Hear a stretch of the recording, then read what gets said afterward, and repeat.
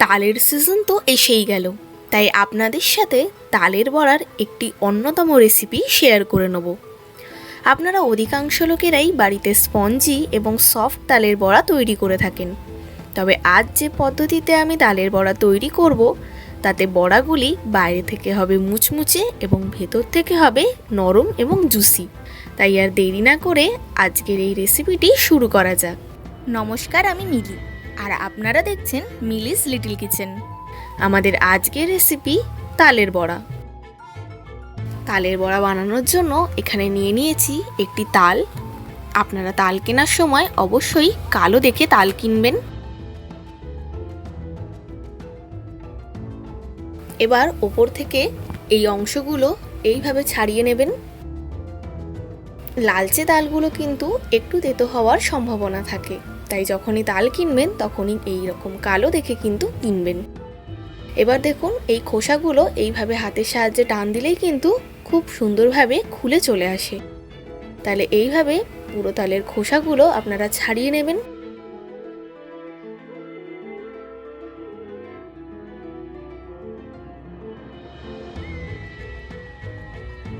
দেখুন, মোটামুটি খোসাগুলো ছাড়ানো হয়ে গেছে।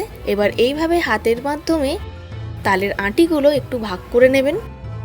খুব সহজেই কিন্তু তাল ছাড়ানো হয়ে যাবে।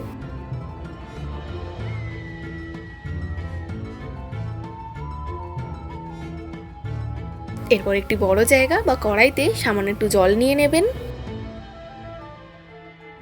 এবং তাল দিয়ে ঠিক এইভাবে ঘষে ঘষে কিন্তু পাল্পটা বার করে নিতে হবে।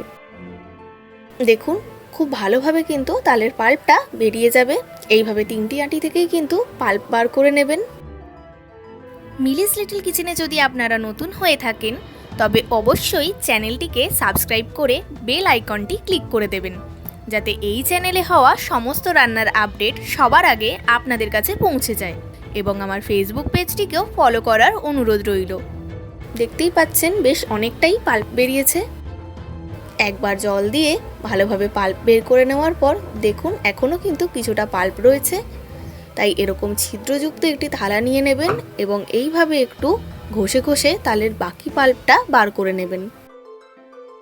দেখতেই পাচ্ছেন কি সুন্দর তালের পাল্পটা বেরিয়ে আসছে। এবার এই পদ্ধতিতে বাকি আঁটিগুলো থেকে কিন্তু পাল্প বার করে নেবেন।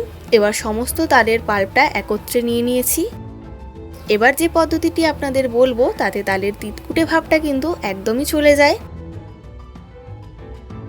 এবার অন্য একটি পাত্রে সুতির কাপড় দিয়ে তাতে সম্পূর্ণ তালের পাল্পটি ঢেলে ফেলবেন।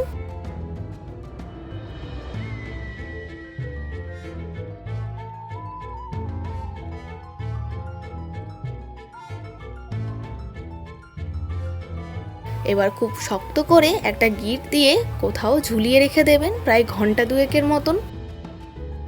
আমি ছোট থেকেই আমার মাকে এইভাবেই তাল প্রসেস করতে দেখেছি এবং পাল্প বার করতে দেখেছি। এর ফলে কিন্তু বেশ অনেকটাই তেতো ভাবটা চলে যায়।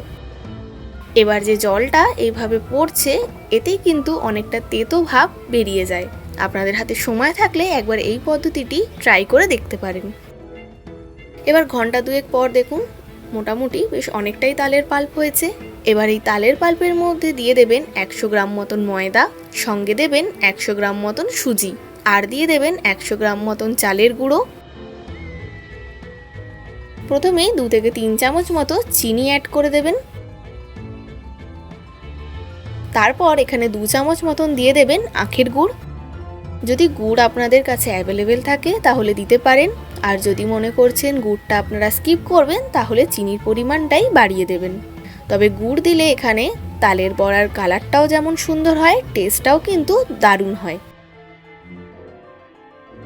এবার একটু ভালোভাবে মেখে নেবেন। এখানে কিন্তু আলাদা করে জল ইউজ করবেন না। এই তালের বড়াটা একটু শক্ত শক্তই মাখা হবে। আপনারা চাইলে অর্ধেকটা তালের পাল্প এয়ারটাইট কন্টেনারে রেখে কিন্তু ফ্রিজে রেখে দিতে পারেন। এবার এখানে বেশ অনেকটা পরিমাণে নারকেল কোড়া দিয়ে দেবেন, দিয়ে আবারও খুব ভালোভাবে একটু মেখে নেবেন।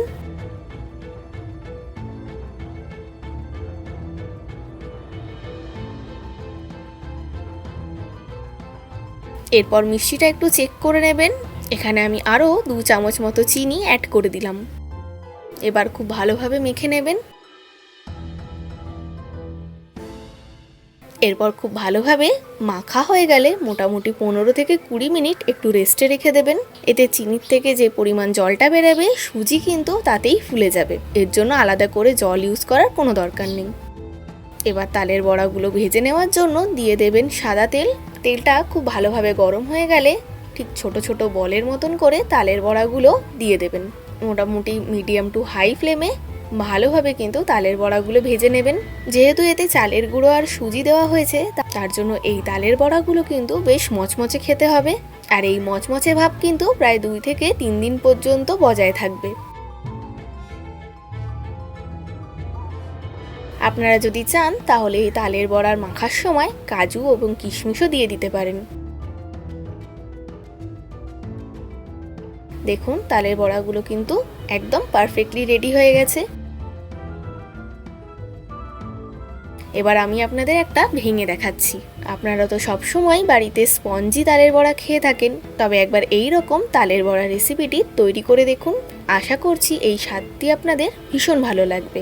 তাহলে আর দেরি না করে আমার মতন করে এই রেসিপিটি একবার ট্রাই করার অনুরোধ রইল। আবার আপনাদের সাথে আমার দেখা হবে নেক্সট ভিডিওতে নতুন একটি রান্নার সঙ্গে। আপনারা ভালো থাকবেন, সুস্থ থাকবেন এবং এইভাবেই আমাকে সাপোর্ট করে যাবেন। আমার আজকের এই রান্নাটি যদি আপনাদের ভালো লেগে থাকে এবং সহজ বলে মনে হয়ে থাকে, তাহলে অতি অবশ্যই একটি লাইক দিয়ে যাবেন এবং কমেন্ট করে জানাতে কিন্তু ভুলবেন না।